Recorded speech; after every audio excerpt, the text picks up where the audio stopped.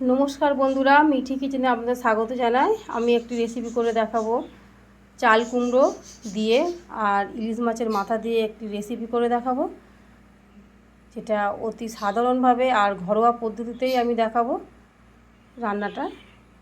তো আসুন রান্নাটা শুরু করা যাক। আমি প্রথমে কড়াতে তেল গরম করে নিয়েছি। এবারে মাছের মাথা দুটো দিয়ে দেবো। তো বন্ধুরা, আমার মাছের মাথাটা আমি নুন হলুদ দিয়ে ভালো করে ভেজে নিয়েছি কড়া করে। এবার আমি আর সাইড করে নিচ্ছি, আমি আর তেল চেঞ্জ করবো না, সাইড করে নিলাম। নিয়ে একটু ফোড়ন দিয়ে দিচ্ছি, তেজপাতা, শুকনো লঙ্কা আর কালো জিরে দিয়ে দিলাম।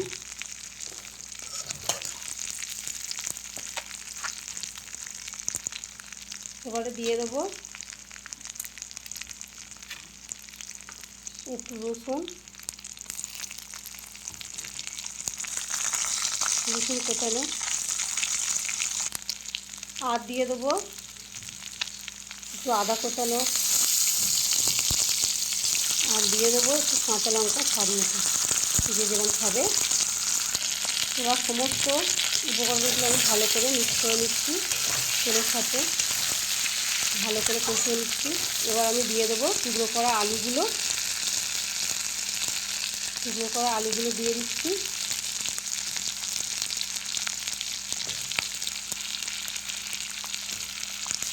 এবারে দিয়ে দেবো একটু টমেটো টুকরো করা, দিয়ে একটু কষিয়ে নিচ্ছি। একটু নুন হলুদ দিয়ে দেবো, একটু নুন ছড়িয়ে দিচ্ছি, আর একটু হলুদ গুঁড়ো দিয়ে দিচ্ছি। দিয়ে একটু ভালো করে কষিয়ে নিচ্ছি। টমেটোটা ভালোভাবে কষিয়ে নিয়েছি। এবার কেটে রাখা চাল কুমড়ো বা ছাঁচি কুমড়োটা আমি দিয়ে দিচ্ছি।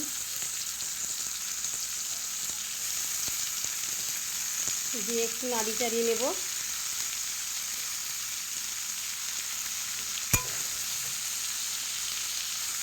একটু ভালোভাবে মশলার সাথে আমি ভালোভাবে মিক্স করে নিচ্ছি সবজিটাকে। যেহেতু ছাঁচি কুমড়ো থেকে জল ওঠে, তাই আমি জল অ্যাড করবো না, একটু আমি নুন ছড়িয়ে দেব। নুন দিয়ে দিয়েছি, নুনটা দিয়ে ভালো করে আমি মাখিয়ে নিচ্ছি মশলার সাথে, একটু নাড়ি চাড়িয়ে নিচ্ছি। আমি জল অ্যাড করবো না, ছাঁচি কুমড়ো থেকে জল ওঠে। আমি এবার ঢাকা দিয়ে একটু রান্না করে নেব। তো বন্ধুরা, আমার রান্নাটি রেডি হয়ে গেছে। তো বন্ধুরা, আমি ঢাকা খুলে দেখছি আমার রান্নাটি হয়ে এসছে। আমি এবার নামিয়ে নেব। তো বন্ধুরা, দেখতেই পাচ্ছেন আমার রান্নাটি রেডি হয়ে গেছে। আমি নামিয়ে নিয়েছি একটা পাত্রে। ছাঁচি কুমড়ো দিয়ে ইলিশ মাছের মাথা রেসিপিটা অত্যন্ত সুস্বাদু আর টেস্টি একটি রেসিপি।